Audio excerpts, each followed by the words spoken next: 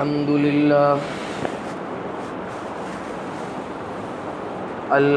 لله وكفى وسلام على عباده الذين اصطفى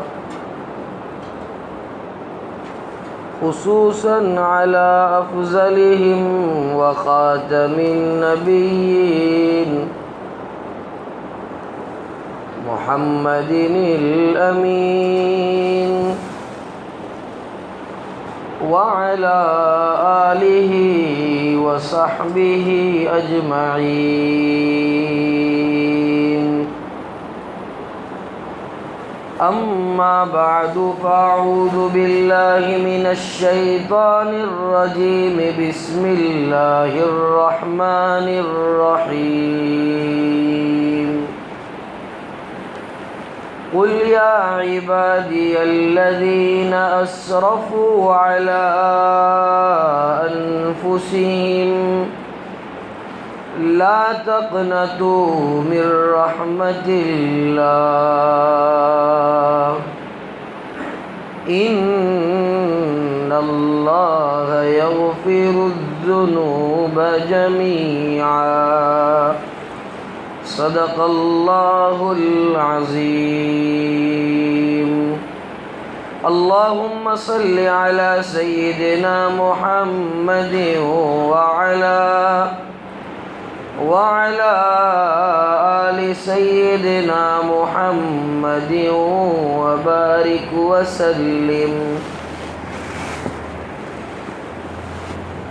قرآن پاک میں اللہ رب العزت نے بواسطہ سرکار دو عالم صلی اللہ علیہ وسلم زمانے کی تبدیلیوں کے اعتبار سے انسان کو جینے کا اور زندگی گزارنے کا بسر کرنے کا طریقہ سے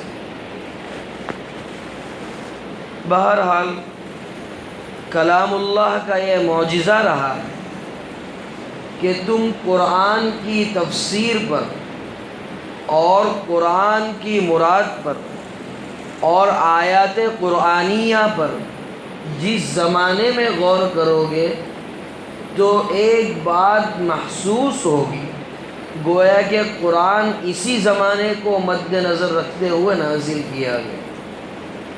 ہر زمانے میں ہر مسئلے کا حل اللہ رب العزت نے کلام پاک میں رکھا۔ چنانچہ عصر حاضر کی سب سے بڑی شکایت اور اس دور حاضر کی سب سے بڑی تکلیف جو مسلمانوں کو ہے وہ یہ ہے کہ ہم حالات میں اور مایوسی کا شکار ہو چکے ہیں اور نا امیدی کے سمندر میں غوطہ زن ہو چکے۔ کس بات کی نا امیدی؟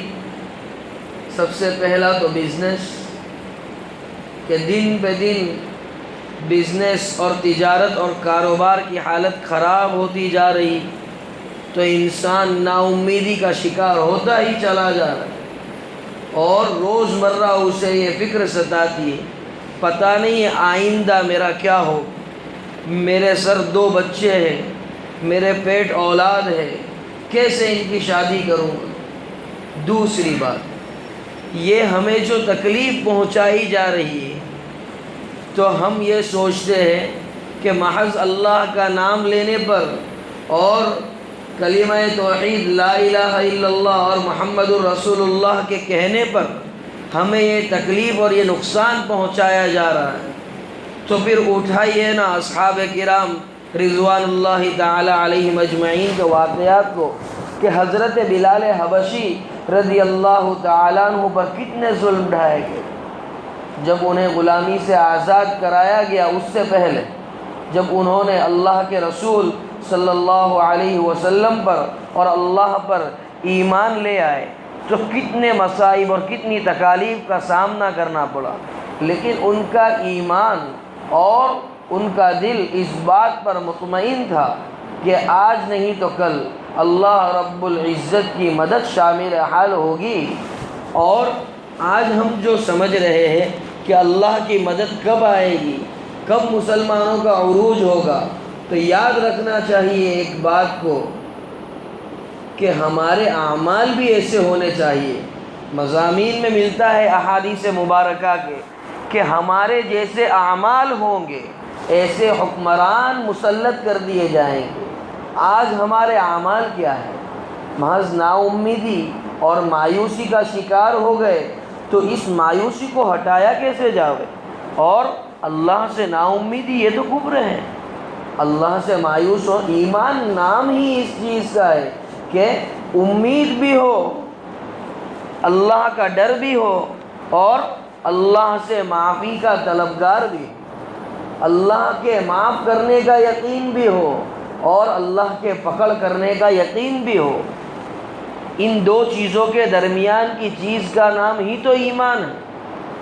بہرحال عرض یہ کر رہا تھا کہ جیسے ہمارے اعمال ہوں گے ویسے ظالم حکمران ہم پر مسلط کیے جاویں گے، اور اگر ہمارے اعمال ایسے ہوں گے جو اللہ رب العزت کو راضی کرنے والے ہوں گے، طریقہ نبی اکرم صلی اللہ علیہ وسلم پر ہوں گے، تو پھر جو ہے صحابہ کرام کے زمانے میں جو حضرت عمر کی خلافت کا زمانہ تھا، خلافت عثمانیہ کو جو زمانہ گزرا ہے، ایسے حکمران ہم پر اللہ رب العزت جو ہے بٹھائے گا، اور ایسا انصاف کا زمانہ قائم ہوگا۔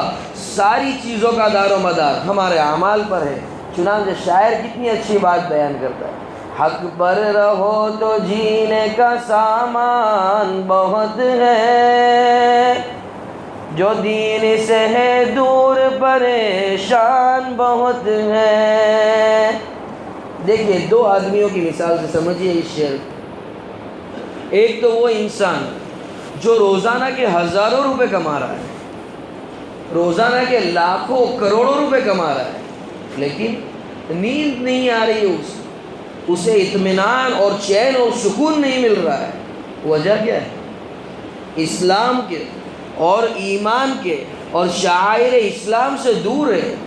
چہرے پر داڑھی نہیں، سنت کے مطابق لباس نہیں، قدم قدم پر دھوکہ، بات بات میں جھوٹ، دل و دماغ کے اندر فریب، آنکھوں کا زنا، کان کا زنا، بس ہر وقت گناہوں میں ملوث۔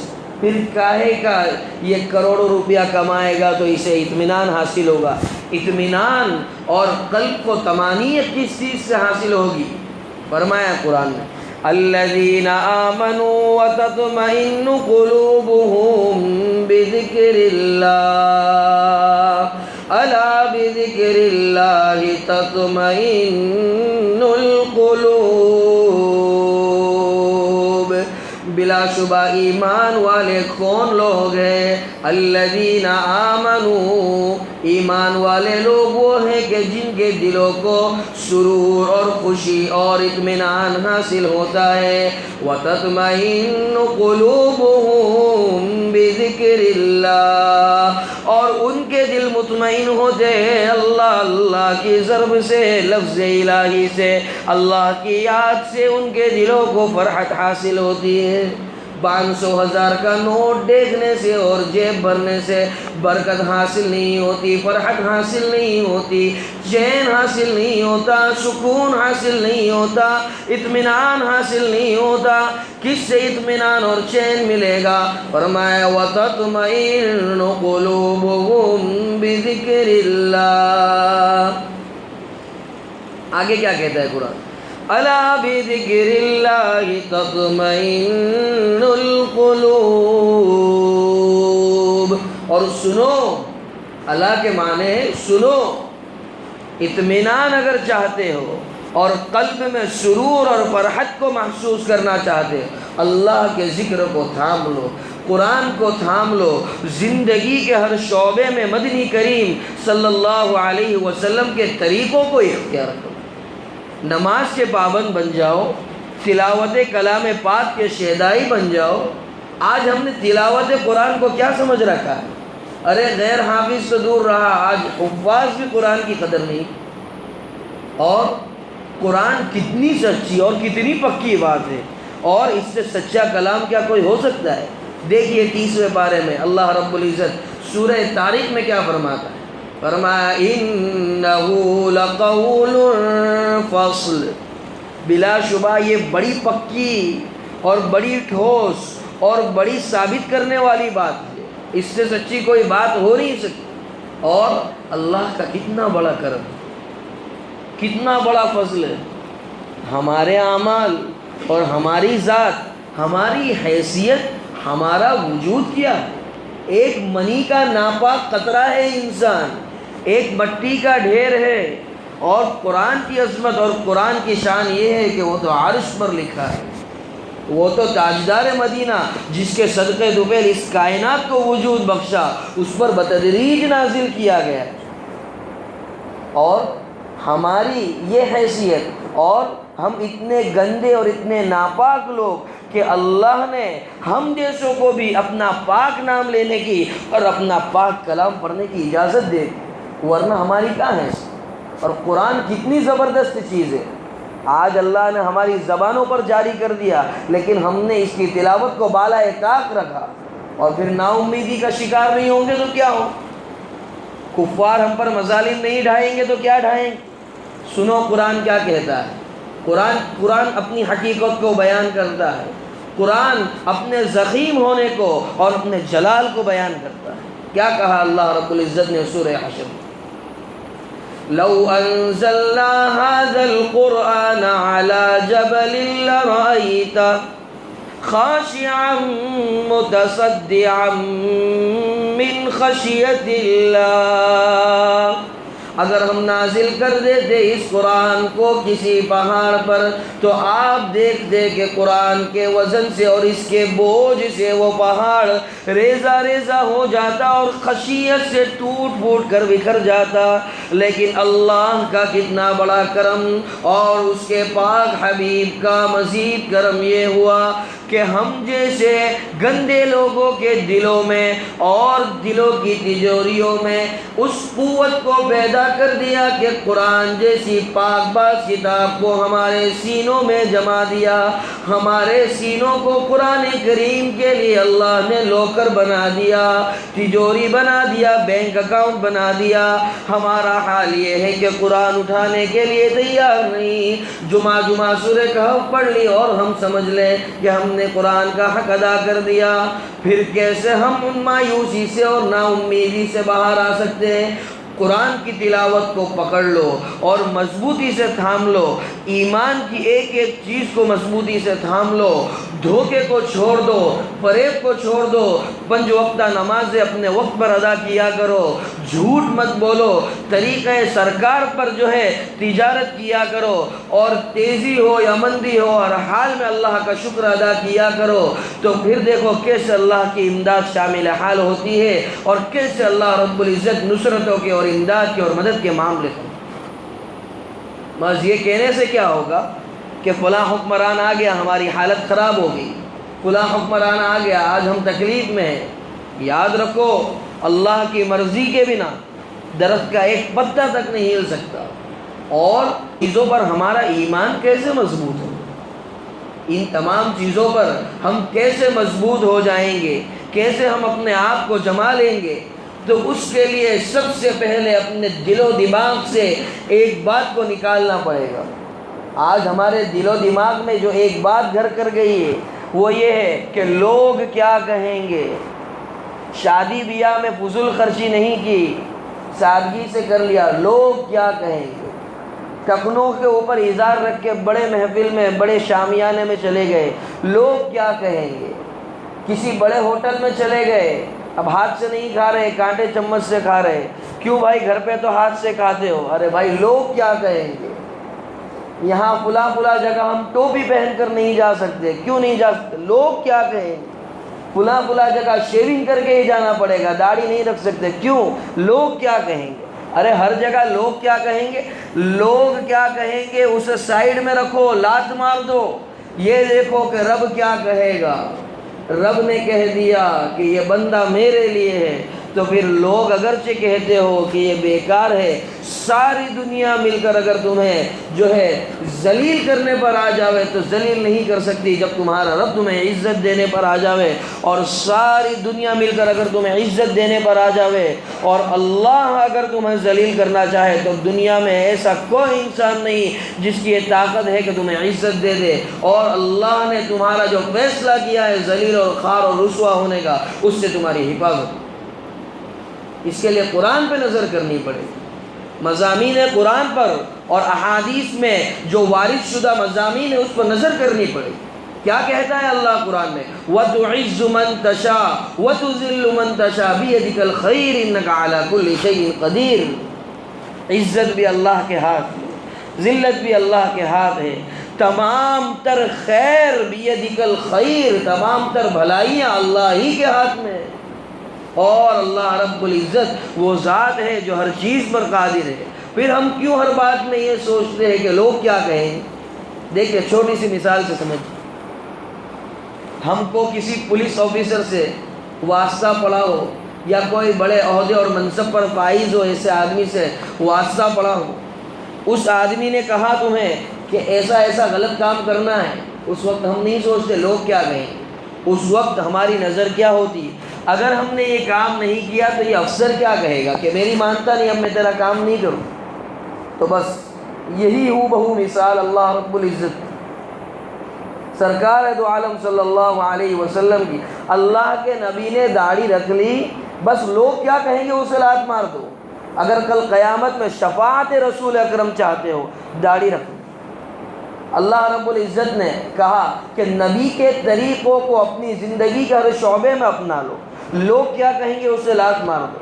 بس ہر زندگی کے ہر شعبے میں سرکار دو عالم صلی اللہ علیہ وسلم کے طریقوں کو اختیار کر لو، کل قیامت کے دن لوگ جو کہتے ہوں گے وہ کہیں گے، اور جو لوگ تمہاری غیبتیں اور برائیاں اور تمہیں حقیر سمجھ رہے تھے، آج وہی لوگ تمہیں دیکھ کر اپنی انگلیاں چبائیں گے اور عش عش کریں گے تمہارے مقام کو دیکھ کر کہ ہم تو اسے بڑا ذلیل سمجھتے تھے، ہم تو اسے مؤذن سمجھتے تھے، ہم تو اسے ادنا سا مولوی سمجھتے تھے، ہم تو اسے ادنا سا نبی کے طریقوں پر عمل کرنے والا سمجھتے تھے، ہم تو اسے فٹیچر سمجھتے تھے، لیکن آج دیکھا بڑے بڑے محلات اور باغات کا یہ مالک ہے۔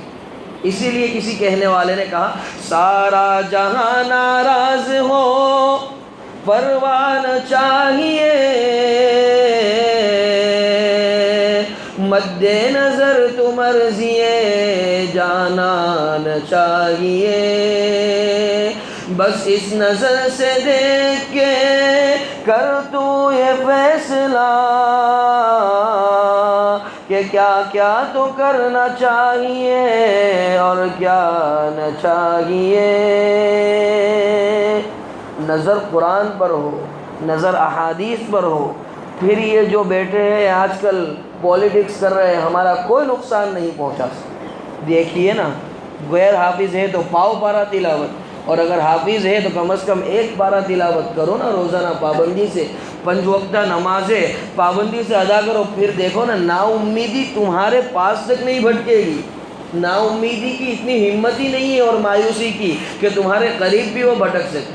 آج جو مایوسی اور نا امیدی کیا ہے؟ کوئی ٹینشن آیا نمازیں چھوڑ دی، قرآن چھوڑ دیا، اس ٹینشن کو حل کرنے میں لگا، جبکہ اللہ رب العزت کیا فرماتا؟ مدد اگر طلب کرنی ہے میری، اے اللہ میرا کام کرا دے، اے اللہ میرا کام کرا دے، پھنس چکا ہوں، اتنا نقصان ہے، اتنے لاکھوں کا نقصان ہے، بیٹی کی طبیعت خراب ہے، لڑکا ICU میں، ڈاکٹروں کے یہاں بھاگ رہے، ارے اسباب کے طور پہ اسے اختیار کرو، لیکن نماز کے وقت میں نماز ادا کرو، معمولات کے وقت میں معمولات ادا کرو، اس لیے کہ قرآن کہتا ہے، فرمایا یا ایھا الذین آمنوا استعینوا بالصبر والصلاۃ ان اللہ مع الصابرین۔ اے ایمان والو مدد طلب کرو، استعینوا مدد چاہو، مجھ سے مدد مانگو، کیسے مانگنی ہے؟ استعینوا بالصبر والصلاۃ، سب سے پہلا کام تو صبر کرو، دوسرا کام تو دوگانا ادا کرو، بارگاہ الہی میں اپنی پیشانی کو جھکا دو، رب کے سامنے جھک جاؤ، دیکھو پھر کیسے کام آسان ہوتے چلے جائیں گے۔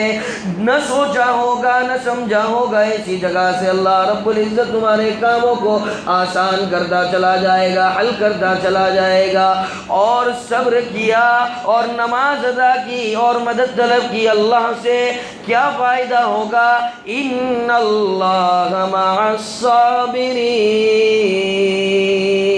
اللہ کی معیت حاصل ہوگی، اللہ کی پارٹی میں تم شامل ہو جاؤ گے۔ ہے نا بھاجپ پارٹی، کانگریس پارٹی، کوئی تھوڑا سا بھاجپ کا کاریہ کرتا کیا بن گیا، کانگریس کا لیڈر کیا بن گیا، اور جو ہے وہ ابھی ایم آئی ایم کوئی ہے اس کا کیا لیڈر کوئی بن گیا، تو کیا سمجھتا ہے سارا اقتدار ہمارے ہاتھ میں ہے۔ تو دنیاوی جو اعتبار سے اگر منصب اور عہدے حاصل ہوتے ہیں تو انسان اتنا اچھلتا اور اتنا سپر سن لائٹ بنتا ہے اور اتنا ایکسٹرا آرڈینری اوور سمارٹ بنتا ہے، تو پھر اللہ رب العزت کی پارٹی میں اگر شامل ہو گیا تو پھر اللہ ولی الذین آمنوا یخرجہم من الظلمات الی النور، اللہ تو کارساز ہے اور فرینڈ ہے اور دوست ہے اور جگری یار ہے کن لوگوں کا؟ اللہ ولی الذین آمنوا، ان لوگوں کا جو ایمان لے آئے۔ اور ایمان کون لائے؟ کون ایمان لائے؟ کیا ایمان لائے لا الہ الا اللہ کہہ دیا، اس کے بعد ہم نے یہ گمان کر لیا کہ ہمیں آزمایا نہیں جائے گا؟ ایمان کے بعد امتحان لیا جائے گا، ایگزامینیشنز لی جائے گی، جانچا جائے گا، آزمایا جائے گا، تمہاری ٹیسٹ لی جائے گی کہ کیا تم اپنے ایمان لانے میں پکے ہو۔ احسب الناس ان یترکوا ان یقولوا آمنا وہم لا یفتنون، کیا لوگوں نے گمان کر رکھا ہے کہ وہ ایمان لے آئیں گے اور کلمہ توحید کو پڑھ لیں گے تو ہم انہیں ایسے ہی چھوڑ دیں گے؟ جبکہ اللہ نے تو انبیاء کرام کو آزمایا ہے، کئی ابراہیم کو آگ میں ڈال کر آزما رہا ہے، لیکن ابراہیم نا امید نہیں ہوئے۔ جب ابراہیم نا امید نہیں ہوئے تو فرمایا قلنا یا نار کونی بردن وسلاما علی ابراہیم، کہ آگ بھی گلے گلزار ہو گئی۔ کئی بیٹے کی قربانی باندھ کر آزمایا جا رہا ہے، بیٹے کی قربانی کے لیے تیار ہو گئے، چھری چلنے کے لیے تیار نہیں، چھری کو پٹک دیا اور کہہ رہا ہے خلیل اللہ کیوں نہیں چل رہی؟ چھری کہہ رہی ہے بتا، اے خلیل تو کہہ رہا ہے چل جا اور جلیل کہہ رہا ہے مت چل، تو بتا اب میں خلیل کی مانوں یا جلیل کی مانوں؟ تو پھر دیکھو اللہ پر ایمان لانے کا مطلب اور اس کا مقصد یہ ہے کہ ہر رب کی مرضی میں ہم راضی ہو اور ہر رب کی ناراضگی میں ہم ناراض ہو، تو پھر ہمارا ایمان ایمان بنے گا اور ہمارا اسلام اسلام بنے گا۔ اور یا عبادی الذین آمنوا علی انفسہم لا تقنطوا من رحمت اللہ، اس پر پورے طور سے ہم عمل کر پائیں گے اور اپنے ایمان کی شمع کی تحت اور ہم اپنے ایمان کی قوت سے نا امیدی کا شکار ہونے سے بچ پائیں گے۔ کسی سے کچھ نہیں ہوتا، اگر کچھ ہوتا ہے تو سب اللہ کے کرنے سے ہوتا ہے۔ اللہ رب العزت سننے سے زیادہ سمجھنے کی اور عمل کرنے کی توفیق عطا فرماوے۔ چونکہ وقت اس بات کی اجازت نہیں دیتا کہ اس پر کچھ اور تفصیل سے گفتگو کی جاوے، اسی لیے یہاں پر اپنی بات کو ختم کرتے ہیں۔ وآخر دعوانا ان الحمد للہ رب العالمین۔ حافظ عمران صاحب کا چونکہ اصرار تھا کہ چند مصرے سنا دیے جاوے اشعار کے، اس وجہ سے مجبور ہوں سنانا۔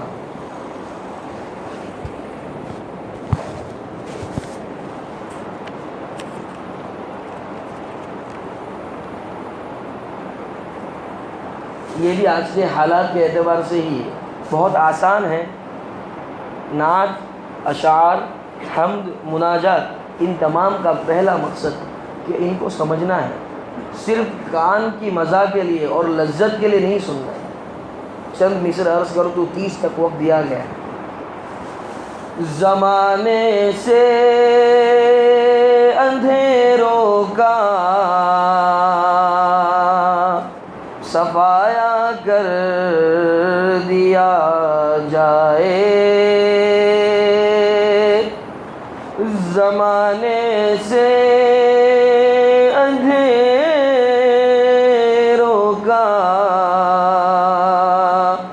صفایا کر دیا جائے، چلو نعت نبی پڑھ کر اجالا کر دیا جائے۔ زمانے سے اندھیروں کا صفایا کب ہوگا؟